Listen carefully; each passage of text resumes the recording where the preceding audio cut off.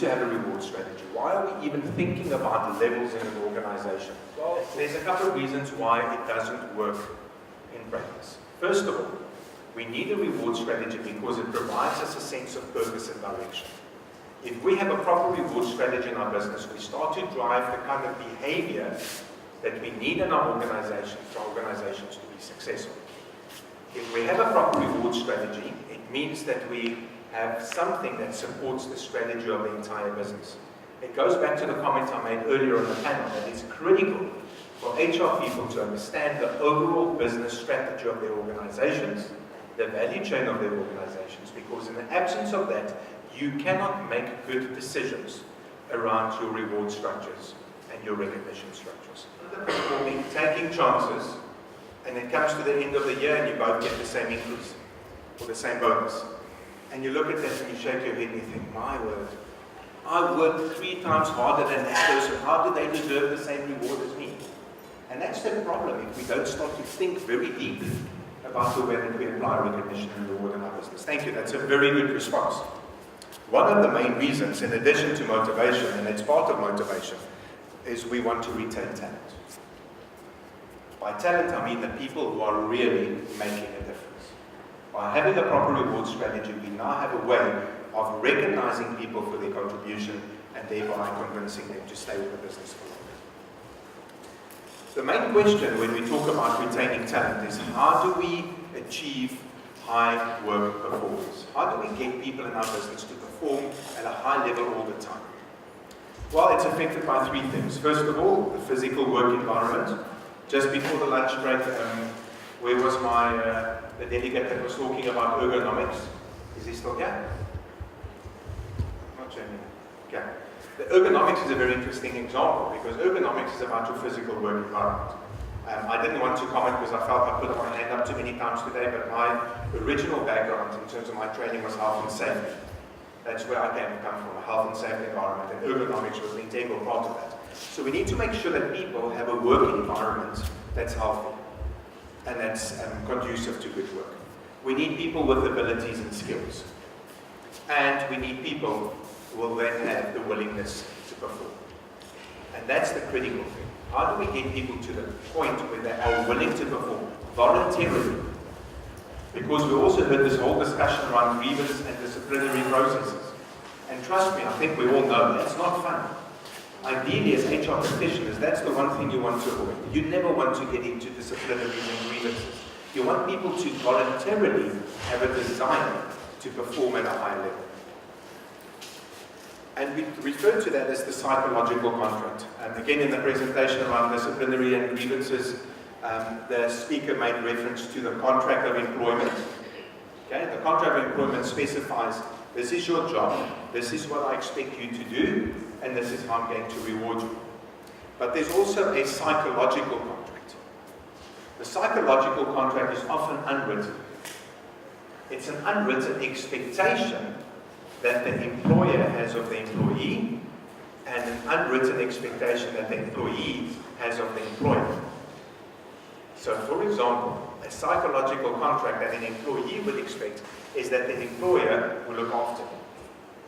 The employer would reward my loyalty. The employer will give me promotion if I've worked here long enough. Okay? That could be the expectation of the employee. You with me? Now, the employer's psychological contract might be very different. The employer's psychological contract might say, I will give you promotion if you make more money for me, irrespective of your number of years of service and your seniority. I will be loyal to you for as long as you make a difference to my business.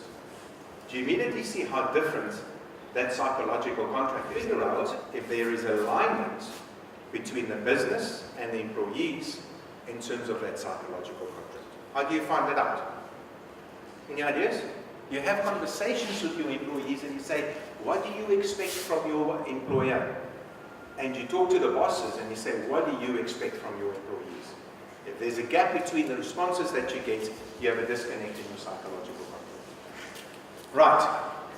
So, we all know this. Maslow's hierarchy of needs. Eh? What motivates people? People are motivated by different things. It starts down here with the hygiene factors. where it means I need to at least have a salary, I need to be able to survive on my income, I need to feel safe. And then it goes to progression. I need to be able to progress in my career. I want promotion. Once I get that, I want reward. I want to be rewarded for my contribution. And then, when we go past reward, it's recognition.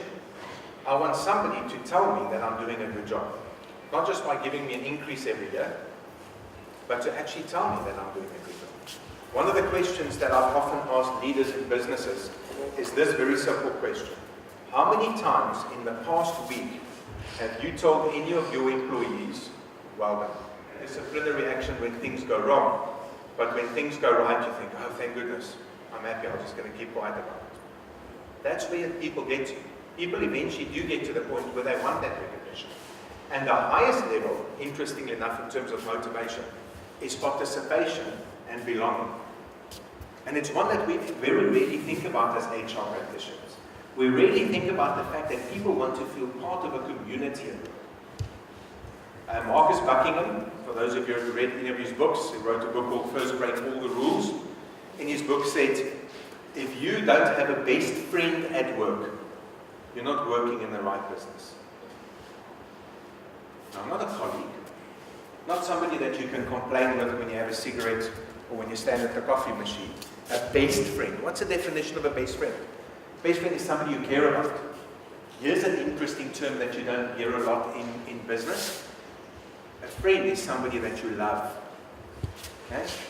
Is there somebody at work that you love? Now, I'm not talking about that kind of thing, all right? I'm talking about that deep-seated respect and love for somebody because they're your best friend. And if you don't start to develop that sense of community and belonging in an organization, people will progress up this ladder in your business. They'll get to that point, they won't get that, and they'll exit. So if we take that understanding of the importance of recognition and reward, and we put that back into the stratified systems theory, those levels of work from 1 to 7, we find that at very junior levels, in other words, at a level 1 or 2, people with less complex work, the way that we reward them is quite focused and quite insulated and quite short-term. That's where you, for example, give somebody a check, like $150 gift voucher, because they did something special. About whether we're going to give people an end-of-year gift voucher for shopping. And we want to give that to everybody, from the most junior person to the CEO. Well, maybe the CEO wasn't going to get it, I don't know, they didn't tell me. Okay, so, but that's not going to work, because it might be a big motivation for the cleaner and for the driver. It's not going to be a real motivation for a middle or senior manager. You take the point. So we don't apply the same rules. In the mid-management levels, we need a mixture of focused and integrative short and medium-term incentives. Short-term incentives, immediate recognition and reward. Medium-term incentives, things like increases, bonuses, etc., etc. Incentives. And at the executive level, senior management to executive level, the picture changes completely. There we need more medium and long-term incentives. Things like shares in the business, or things like a management buy-in opportunity into the organization. We need to separate at that level the lead and the lag factors. The lag factors, the financial results, the lead factors, the kind of behavior that we expect from executives to contribute to the sustainability of the business. So when we start to understand levels of work, levels of contribution, we now start to have a picture in terms of how we reward people. It's not one size fits all. The second thing they look at is the complexity of thinking required to do this job. It speaks very much to levels of work. Right, now it starts getting interesting. So if I now have a lot of knowledge, skills, and experience, but I also have a very complex job in terms of my thinking that's required. And my third question, what impact does your job have on the success of this business? They then take those three factors, they combine them, and in combination, they then decide what salary level you are.